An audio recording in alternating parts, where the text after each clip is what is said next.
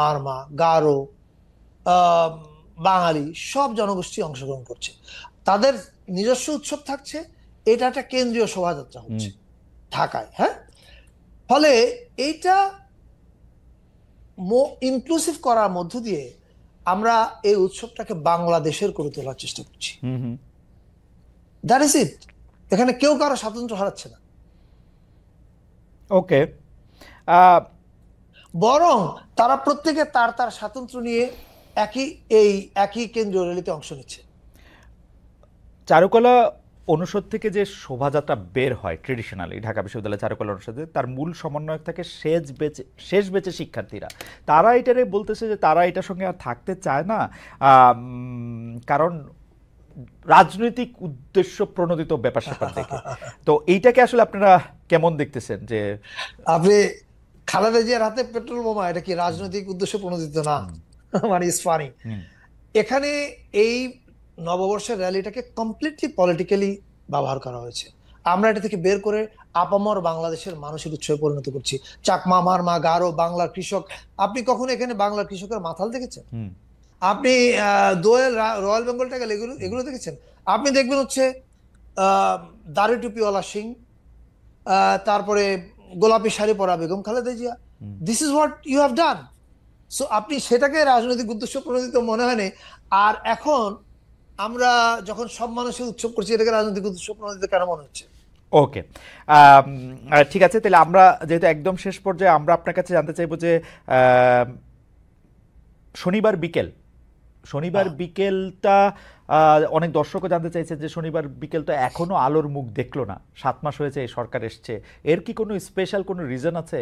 আপনি শনিবার বিকেল নিয়ে অনেক কথা বলেছেন, তার চেয়ে অনেক বেশি কথা আপনি বলতে পারেন নাই। কেন শনিবার বিকেল কোথায় গিয়ে আটকে গেছে, এটি এখন আসতে বাধা কোথায়? না, প্রথম কথা হচ্ছে শনিবার বিকেল ওটিটি প্ল্যাটফর্মে অ্যাভেলেবল, সোনি লিভে দেখা যাচ্ছে।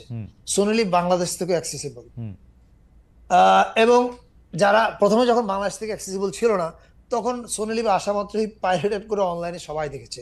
সো এই ছবিটা is no more a new film, কিন্তু তারপরেও ডেফিনেটলি আমরা এই ছবিটা রিলিজ করতে চাই। এটা প্রযোজক সুবিধাজনক সময় জমা দিয়ে তার মতো করে সার্টিফিকেট নেবেন, এটার সঙ্গে বাধার কিছু নেই, কোনো বাধা নাই। কিন্তু আপনি এটা প্রদর্শন করতে চাচ্ছেন না এখন এই মুহূর্তে, তাই তো? না, এটা অলরেডি প্রদর্শিত হচ্ছে, এটা ওটিটি প্ল্যাটফর্মে না, আছে। ওটিটি মানে আমি বলতেছি থিয়েটারে প্রদর্শনের কোনো একটা ছবি থিয়েটারে হয়তো আমি কোনো না কোনো স্ক্রিনিং করব, রিলিজও করবে প্রযোজক, কিন্তু কোনো সমস্যা তো নাই এটার কোনো থিয়েটারে প্রদর্শনের ব্যাপারে। না, ওটিটি আমি তো দেখি না। আপনি ওকে, আপনি এটা করতে পারেন। আপনি 420 নাটক এখনো সোশ্যাল মিডিয়ায় মানুষ দেখে, আবার 840 বা ডেমোক্রেসি প্রাইভেট লিমিটেড, এটাও প্রশ্নিত হয়েছে। কিন্তু কেউ কেউ অভিযোগ করতেছেন যে আপনার এই কাজগুলি আসলে রাজনীতির প্রতি ঘৃণা উৎপাদন করতে পারে, বিরাজনীতিকে উৎসাহিত করতে পারে, অনির্বাচিত সরকার, অরাজনৈতিক সরকারের প্রতি পক্ষপাতমূলক অবস্থান এটাতে বোঝা যায় কিনা। আপনার কাছে কি মনে হয়, আপনার মনের মধ্যে এটা আছে কিনা? না না না, আই ডোন্ট থিংক সো। আপনি ধরেন আপনি কোনো একটা জিনিসের আপনি মাথা ব্যথায় নিয়ে একটা ফিল্ম বানালেন, তার অর্থ এই না তো যে আপনি বলছেন মাথাটা কেটে ফেলবো। I don't think so. Okay, আচ্ছা, এটা আমার শেষ প্রশ্ন, কারণ আপনার সাথে আসলে কথা বলা খুবই আনন্দদায়ক। আমি একটু দর্শকদের বলতে চাই, মোস্তফা সরোয়ার ফারুকে আমাকে বলেছিলেন যে আমার অনুষ্ঠানটা টানা কিনা, মাঝখানে আসলে আমরা বিজ্ঞাপন বিরতি নিই কিনা বা এই অনুষ্ঠানের মধ্যে, কারণ তিনি সারাদিন মিটিং করে এসে তার একটা শারীরিক কন্ডিশন অনেক সময় মনে হয় যে তিনি আর একটু লম্বা হয়ে শুয়ে থাকতে চান। তা আমি বলেছিলাম যে না, আমরা গল্প আড্ডায় কথা এটি পার করে দেবো। সেটি দেখা যাচ্ছে আমরা 1 ঘন্টা 10 মিনিট করে ফেলেছি, সেই জন্য এটি আসলে শেষ অনুষ্ঠান। আপনাকে ধন্যবাদ এবং মানে আপনি আমাদের সাথে থাকার জন্য। শেষ প্রশ্ন, যে আগে প্রতিটি আমলে আমরা শিল্পীদের লিখিত অলিখিত কালো তালিকা দেখতাম, এখনো সেই প্রবণতা রয়েছে কিনা? শিল্পকলায় নাটক বন্ধ করতে হয়েছিল কয়েক মাস আগে, মামুনুর রশিদকে মঞ্চে আসতে মানা করা হয়েছিল, চারুকলার মঞ্চে রফিকুর নবীকে দেখতে দেওয়া হয় নাই, তারা আওয়ামী লীগের সাথে ঘনিষ্ঠ ছিলেন বা আছেন, এইটাতে তাদের শিল্পী চরিত্র খারিজ হয়ে যায় কিনা? মোস্তফা সরোয়ার ফারুকের থেকে শুনবো, শেষ 1 মিনিট। না, খারিজ হয়ে যায় না। আমি মনে করি যে শিল্পী নানান বিশ্বাসী হতে পারে, কিন্তু এখন আমি আপনাকে একটা প্রশ্ন করতে চাই। হিটলারের পতনের পরে হিটলারের সকাল, হিটলারের পোশাক, হিটলারের দিন, হিটলারের রাত, এরকম অজস্র বই লিখেছেন এরকম একটা মানুষ। উনি কি আসলে খুব স্বাভাবিকভাবে যিনি এন্ডোর্স করেছেন যে হিটলার যে মানুষ মারছে এটা ঠিক আছে, এটা যারা এন্ডোর্স করেছেন তারা কি খুব স্বাভাবিকভাবে না, ইজিলি হিটলারের অপরাধের মাত্রা এবং হিটলারকে যারা এনাবল করেছেন তাদের সংখ্যাটা এরকম ছিল বা তারা মানুষটা এরকম ছিল যে আমাদের মধ্যেও অনেকে, এমনকি উপদেষ্টাদের মধ্যে অনেকেও শেখ হাসিনার সাথে যেরকম সম্পর্ক ছিল পরিবারের বা নিজের, তারাও কিন্তু আসলে সেই তালিকায় পড়ে যেতে পারেন। মানে হিটলারের ব্যাপারটা আর বাংলাদেশের ব্যাপারটা, বাংলাদেশে অনেকে বাধ্য হয়ে করেছেন। আমাকে মানুষজন জানতে চায় যে ও তো আসলে ওই সরকারের সময় খুব বেশি প্রতিবাদ করে না। আমি বলছি যে হাসিনার কোলে গিয়া যে উঠে নাই, সরি মানে হাসিনা সরকারের কোলে গিয়া যে উঠে নাই, এইটাই হলো অবস্থা। এখন আমার একটা প্রশ্ন আছে, আমাদের উপদেষ্টাদের মধ্যে কে হাসিনা ঘনিষ্ঠ, একটু নাম বলেন। মানে আপনি আমাকে নাম বলতেই বলতেছেন? মানে আমি হিটলারের স্কেলে, হিটলারের সাথে যার একটু এরকম সম্পর্ক আছে তার সাথে ঘনিষ্ঠতার জায়গা থেকে বললে এরকম বলাই যায় যে এর সাথে এটা নট এ সিঙ্গেল ওয়ান নাই। আমি আপনাকে পরিষ্কার বলি, রণবীর স্যারের কথা বলি। রণবীর স্যার যখন হাসিনা মানুষ খুন করছেন, উনি গণভবনে গিয়ে কেন গেছিলেন?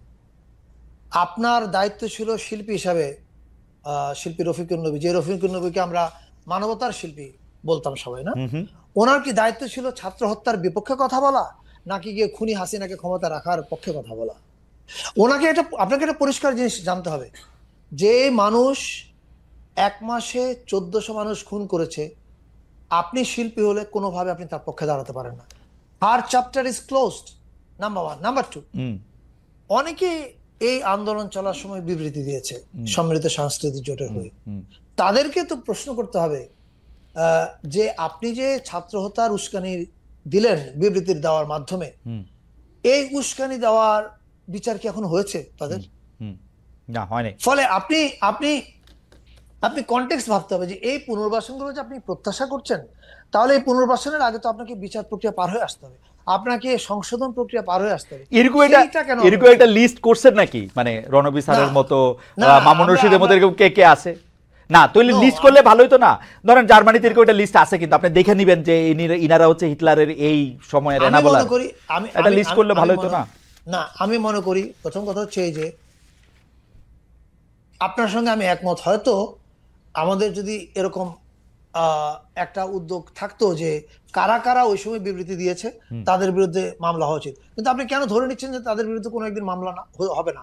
ধরেন এই মামলা হওয়ার প্রক্রিয়া কিন্তু শুধু আমরাই যে করবে তা না, অন্য অনেকেও সে করতে পারে। কারণ আপনি যখন কোনো গণহত্যা উস্কানি দিবেন, এই মামলা কিন্তু 30 বছর পরে হতে পারে। মামলার জায়গাটা আমি নাই ফারুক ভাই, আমি মামলার কথা আমি বলতেছি না। আমি বলতেছি যে ধরেন এই কয়জন হচ্ছে হাসিনার পক্ষে বিবৃতি দেওয়ার জন্য আমরা তাদেরকে আর ওন করি না শিল্পী হিসাবে। তারা শিল্পী, সাহিত্যিক, নাট্যকার, নাট্যবিদ, এই নাট্যজন হিসাবে তারা তাদের অবস্থান হারাইছেন। সুতরাং আপামর জনগণ আপনারা তার সাথে আর থাকবেন না। আমি বলতেছি হিটলারের পরে এরকম একটা তালিকা হয়েছিল, যারা পালায়েও গেছিল তারাও কোনোদিন আর মেইন স্ট্রিমে এটার মধ্যে এটা হয় নাই।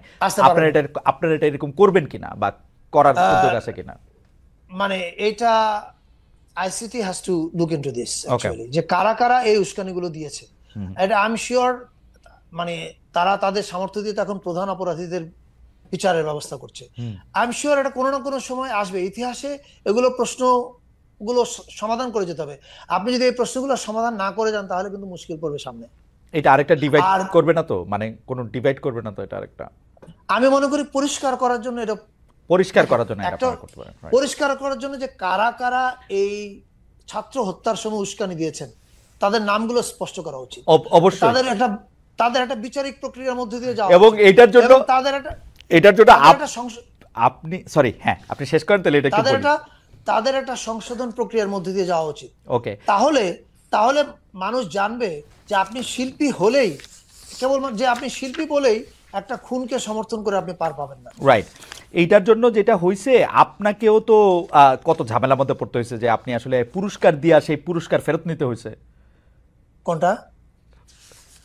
বাংলা একাডেমিকে পুরস্কার ঘোষণা কইরা তারপর আবার সেই পুরস্কার ঘোষণাটা বন্ধ করতে হয়েছে। পরে নতুন বাংলা একাডেমির পুরস্কার আমি ঘোষণা করিনি, বাংলা একাডেমির পুরস্কার আমি উইথড্র করিনি। এটা বাংলা একাডেমির কাজ না। দোষ আসছে আর কি আপনার ঘাড়ে, দোষ আসছে আপনার ঘাড়ে। দোষ না, দোষ গুণ যাই আসুক সেগুলি আপনার ঘাড়ে আসছে আর কি।